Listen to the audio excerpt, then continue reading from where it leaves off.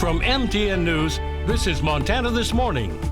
We're tracking an increasing trend in whooping cough this cold and flu season. Here's what you need to know in just a few minutes. Plus, after 3 years, we have a sentencing in the death of Lexi Pyle. Again, that was 3 years ago. We'll take you to the courtroom where that decision was made. And we've got that big old Christmas tree in New York City getting set up. We'll have that story as well. Good morning and welcome to Montana This Morning on this Wednesday, December 4th. I'm Augusta McDonnell here with Miller Robson. Well, good morning, Augusta, and happy hump day, everybody. Yeah, welcome to the middle of the week. Yep. And it was really nice yesterday, but unexpected. Yeah, it was unexpected. I was calling for a high in the low 50s, which is still above normal. But as I was sitting there after I got off the air yesterday, I just sat there and kind of watched the models for a little bit. And I'm like, boy, man, some of that warmer air really is affecting in from the west. And look what happened. Yesterday, our high here in Billings, 62. Just 1 degree shy of a record. That was unexpected. But this is Montana. What are you going to do? All right. And we're not the only ones. Expect the unexpected. Expect the unexpected. As they say. We're not the only ones. We saw Sheridan getting into the low 60s. Didn't see a record there. You had to have gotten into the low 70s there in Sheridan. Cody saw the low 60s. May see a record. Still waiting for confirmation on that. May have seen a record high down at the airport there in Cody. But yesterday, Livingston, although you didn't hit the 50s, you did hit a record mark. You hit 58, beating the record of 57 back in 1987. So it was quite warm yesterday. Look at those temperatures. You could see Billings, Sheridan. It's not showing there. Cody getting into the 60s, 58 there in Livingston, even some 50s there in Miles City. Not going to be the case today, though. We do have a backdoor cold front coming in to cool us down. Top gusts yesterday of 30 miles an hour, especially along the western foothills where we saw some stronger winds. Should be kind of quiet the next couple of days. Could still see some gusts 20, 30 miles an hour. But as we get into the weekend, Livingston area, the usual suspects, looks like those winds may start to ramp back up again. Something to keep an eye on.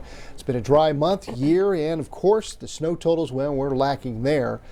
Temperatures out there right now in the 20s and 30s. So a bit cooler today, and then we see another warming trend. Some of us not done with the 60s yet. Who could hit the 60s again and when? We'll tell you coming up. All right, lots to track there, Miller. Thank you so much for those details. Sure. And it is cold and flu season. We've got an important health advisory for you. There's a spike nationwide in the number of cases of whooping cough, and we're watching it unfold here in Montana as well. It's been especially bad in Washington state, just to the west of us, where that state saw a couple thousand cases this year compared to just a few dozen last year. The numbers are nowhere near that drastic locally, but Yellowstone County did report 6 cases last month and 11 for the entire year. However, that's a far cry from the previous 3 years when Yellowstone County saw just 1 case. Whooping cough is spread through cough and sneeze droplets with symptoms similar to a common cold, beginning with a runny nose and a sore throat. Health helped explain possible reasons behind this uptick. Cases this year, it's 5 times greater than it has been over the last several years. In Montana, we're seeing a very similar trend. During the pandemic, when people were not traveling, wearing masks, there was less risk of exposure. And so the cases went significantly down during that period.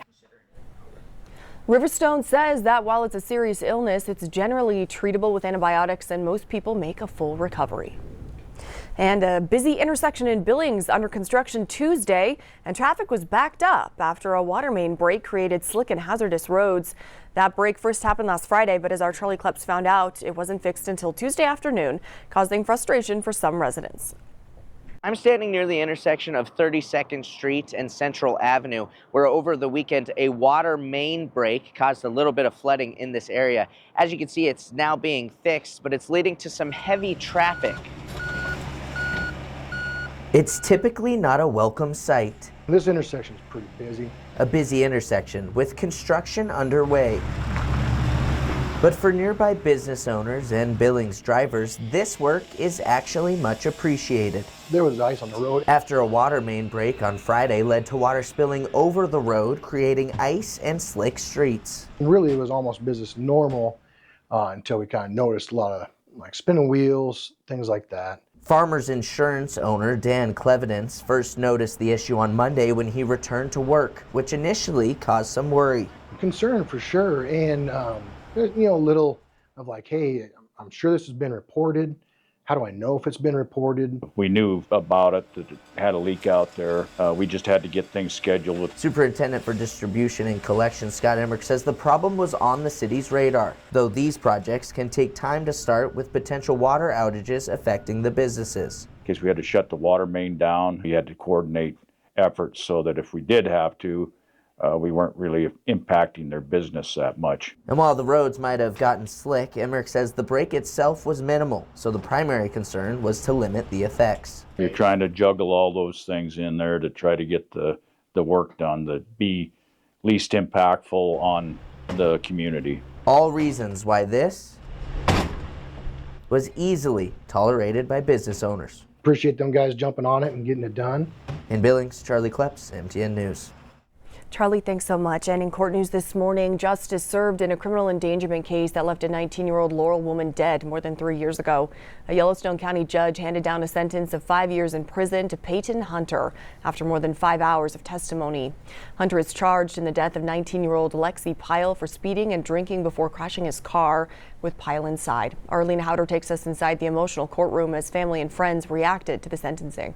Was an emotional day in court for the family of Lexi Pyle. Your kids are supposed to bury you, but instead at the young age of 19, I must bury my baby. As they watched the sentencing hearing for Peyton Hunter. It's been 3.5 years and there's still things that I have to learn without her. 19-year-old Pyle was a passenger in Hunter's car in August 2021 near downtown Billings when Hunter collided with another vehicle, killing Pyle. The vehicle that day that Mr. Hunter was operating was traveling between 60 and 65 miles per hour.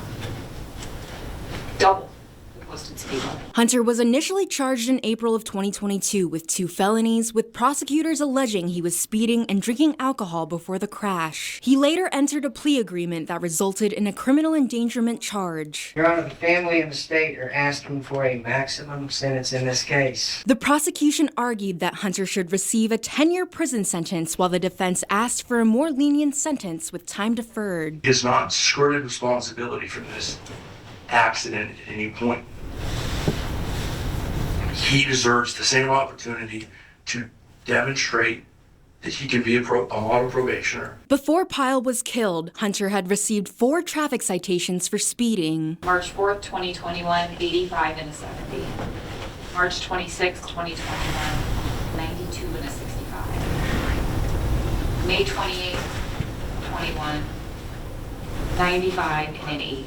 Something Judge Jessica Fair took into account in her decision. It is the order of the court, the remaining count of criminal endangerment, that you be sentenced to 10 years, Department of Corrections, with 5 suspended. I don't wish it on anybody to have to be sentenced that long, but he did what he did. In Billings, Alina Howder, MTN News. Alina, thanks so much. And in politics this morning, a winner has been confirmed in what was considered the tightest legislative race in this year's general election. Bozeman Democrat Scott Rosenweig kept his lead over Park County Republican Marty Malone in the Park and Gallatin County recount of House District 57. Malone, who was originally declared the winner by the Associated Press on election night, gained 3 votes after the recount, but it was not enough to close the 20-vote difference. The race was for a newly drawn legislative district, House District 57. It stretches from North Bozeman to Cook City. This was the only recount for a legislative race this year. And lawmakers are ready to hammer out the rules of the upcoming legislature. The new session starts next month. This after the previous legislative session saw police presence, protests, and the banning of a transgender lawmaker. MTN's Jonathan Ambarian takes a closer look at the proposed changes.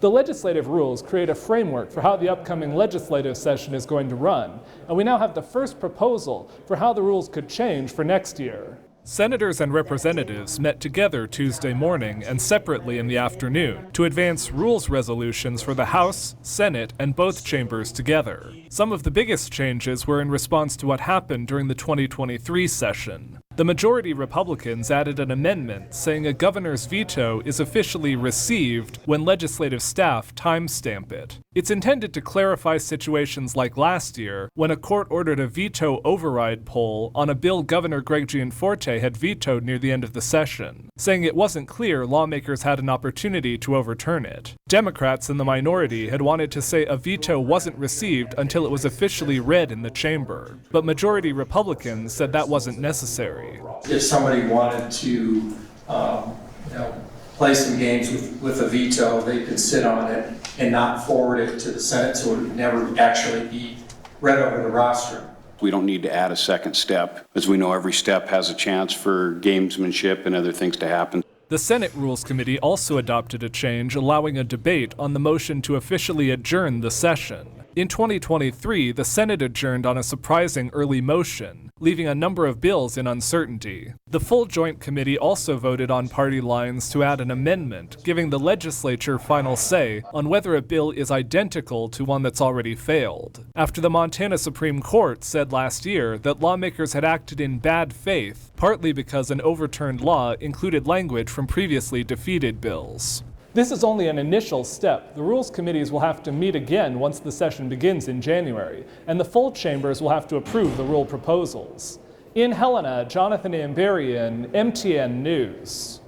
Jonathan, thanks so much. The Montana State Parks Foundation received a donation of 109 acres of land from American Prairie and intends to donate it to Fish, Wildlife, and Parks, who are looking to turn it into a new state park. The property is located at the confluence of the Judith and Missouri rivers between Winifred and Big Sandy. It holds both cultural and historical significance, used by Native communities for important treaties and peace councils. The new park will expand the state park system, which currently has limited access in central Montana. FWP released a draft environmental assessment, and now public comment runs through December 14th. May not feel like it outside right now, but Christmas is definitely around the corner. One good sign of that, Christmas tree lots are once again popping up across Billings. Picking out that perfect tree is always one of the best traditions, and as our David J. learns, this season is even more special for some volunteers. A lot of people coming to this Christmas tree lot on Lewis Avenue and 24th Street West for that tree for their celebrations. And for the men working here, they've been through quite a bit. So it's very special for them to be here at this time of year. Pretty important, everyone wants a good tree, and it's kind of a staple of Christmas, that's what people want, so it's nice to have a good tree. And that's the reward for the man helping customers with Christmas trees. Yeah, thank you. Awesome. Thank you so much. Thanks. Have a great Christmas. Yeah, you too. It's poofy and it smells super nice. It smells like pine trees. Sean Nelson says on this Giving Tuesday, it's as much about him giving as it is for the customers to give while buying trees from the Adult and Youth Challenge, a nonprofit that helps people such as Nelson overcome addiction. All I cared about is getting high and being a Montana knucklehead. That was when Nelson was in Cutbank in Missoula. 3 years ago, he came to the Adult Teen Challenge, where he now works to help others overcome addiction. You need to separate yourself from the world and your old self and your lifestyle that you used to live. Our pledge is to lead the students like Christ-like, with compassion, respect, and guidance. And they try to pass that attitude on to customers. We started doing a little tradition of getting a real tree every year, so that's what we've been doing for the last 5 years now. Thank you. He's a real nice guy, so that was cool. Sean Nelson says with his wife and daughter, it will be a very exciting Christmas. I got married to a wonderful woman who loves Jesus August 10th. The lifestyle I was living, I never thought I would have been married. So God blessed that, and He made it happen. So yeah, I give all glory and praise to Him. In Billings, David J., MTN News.